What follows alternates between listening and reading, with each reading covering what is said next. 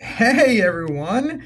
So, we want to continue our series about overcoming objections. And we started with the 7 steps for overcoming any objection. And remember, this doesn't only apply to business, it doesn't apply to your sales career, your real estate career. This applies to every area of your life. And you really need to be practicing this all the time. You want to think of this almost as a muscle, something that you build over time. When you go to the gym on your very first day, you don't just pick up the heaviest weight and start lifting it.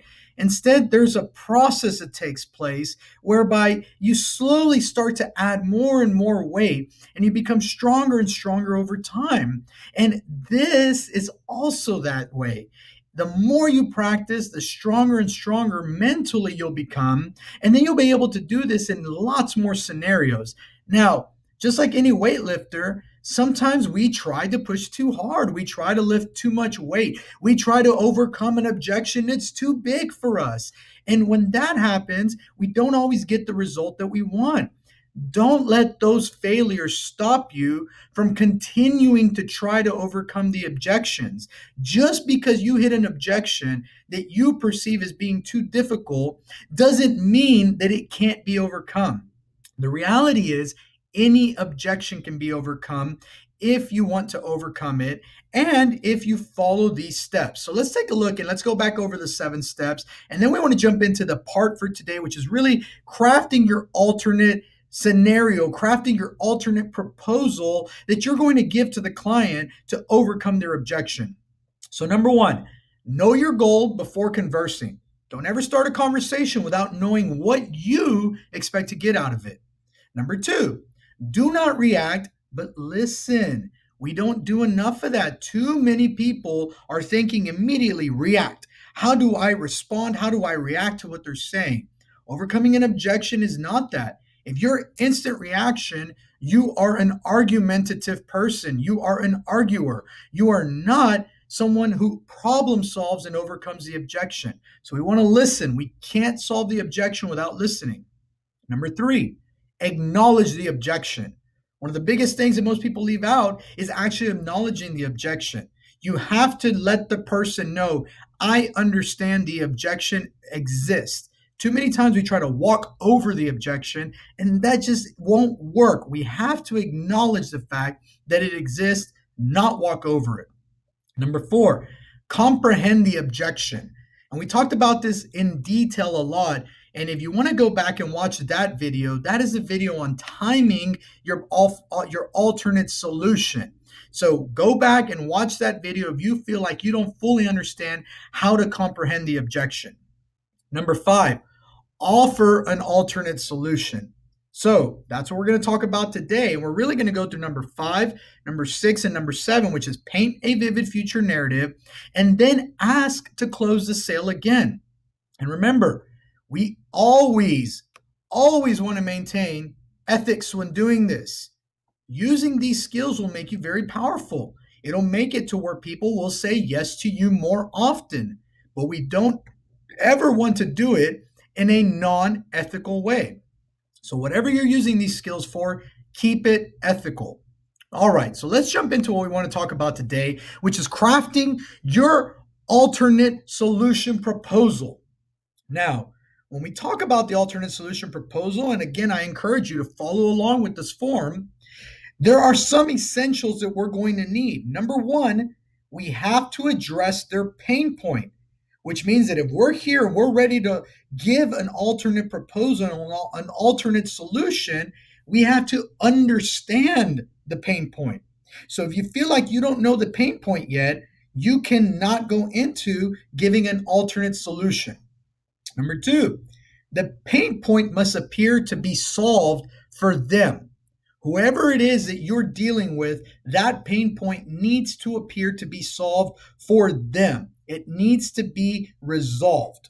And number three, the vivid future narrative that you paint, and we're going to get a good example of that here in a second, but the vivid future narrative that you paint should relieve that pain point. So don't paint a future narrative that doesn't address how it's relieving the pain point. All of sales is about overcoming those pain points that people have, creating certainty that those pain points will be resolved, having them really experience that feeling of that pain point being resolved. We call that future pacing, letting someone experience the positive emotion of them not having to deal with that pain point stress anymore. But we have to make sure that we're actually addressing that pain point. Now, the art of crafting.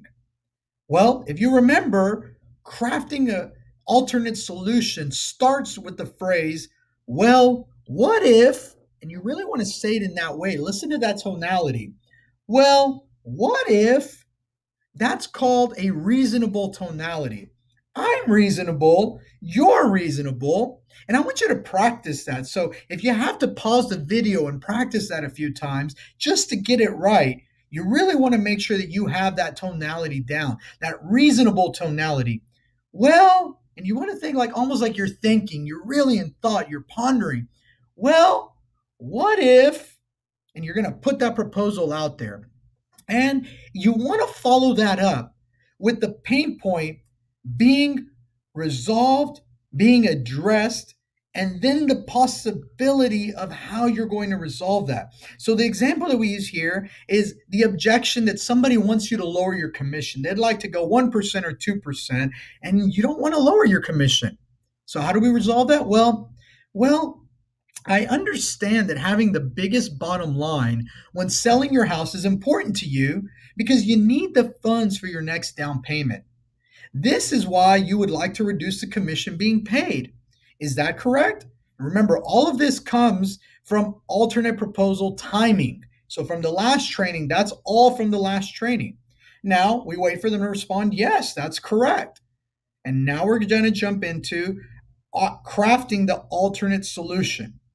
Well, what if, remember that tonality, well, what if we were able to get your home sold in a faster time period, keep your same bottom line while still paying a full commission? So now we have them thinking. See, what the well, what if statement does is it forces them to consider what you're saying.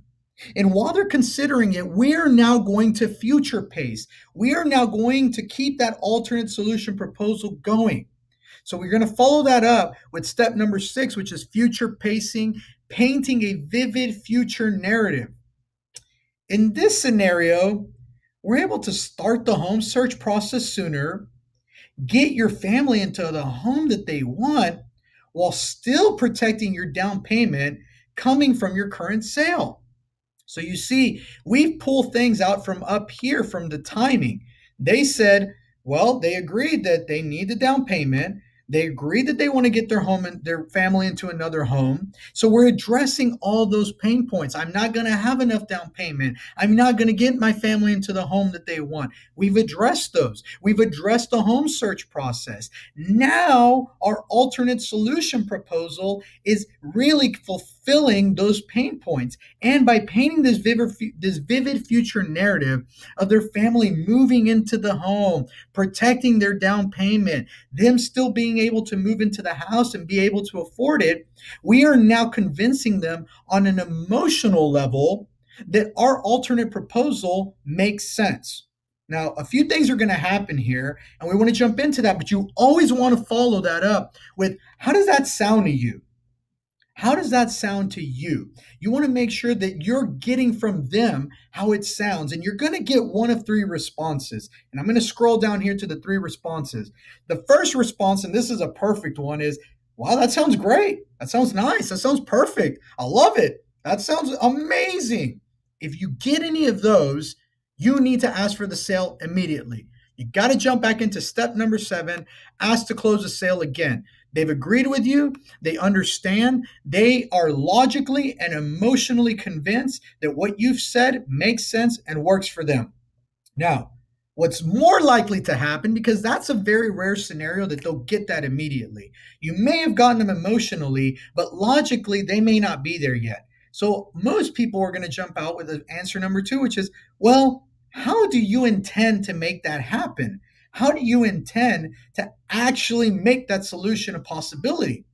And this is where, as a salesperson, you get to finally list your value propositions. You finally get to explain where you provide value and how you can make that alternate solution happen.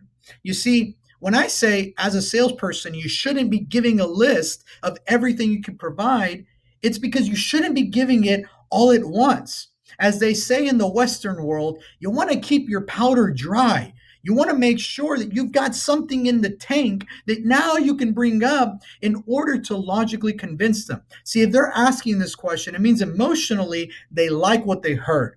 Emotionally, they are now on a scale of 1 to 10, somewhere between a 7 and a 10. They're convinced emotionally, but logically, they haven't been able to connect what you've said.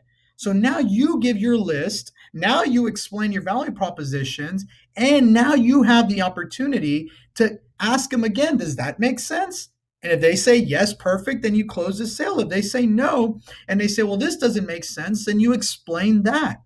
But now you're getting into the really finite objections, the really small little objections that are easy to overcome.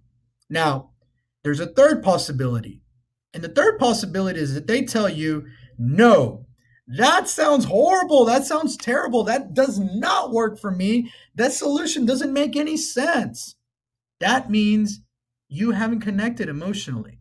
That means that your proposal hasn't solved their pain points. That means that mentally they're clashing between, I just told them this and they're offering that. Those two things don't make sense. They don't connect. No, that doesn't work for me. And if you're there, don't start giving the list of logical reasons. You need to start over. You need to go back to comprehending that objection. You need to understand the objection before you go back and get your timing right. If you hear that, that means your timing wasn't right. It means you misunderstood the objection. It means you miscomprehended exactly what that objection was. Guys, crafting an alternate solution is simple. It's very simple.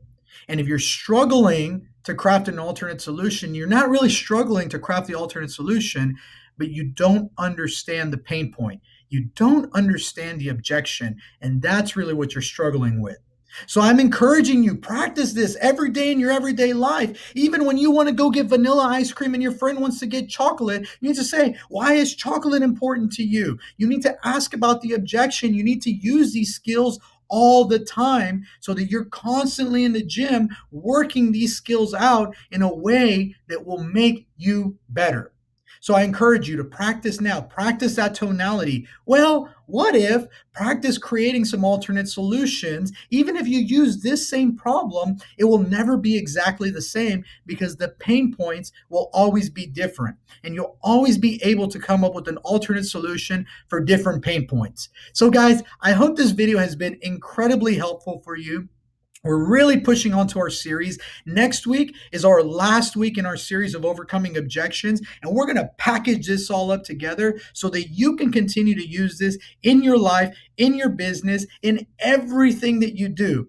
Thanks so much, guys, and I'll catch you again next week.